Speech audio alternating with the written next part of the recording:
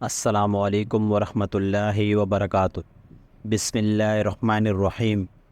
عبداللہ ابن مسعود ہر جمعرات کے دن لوگوں کو وعظ سنایا کرتے تھے۔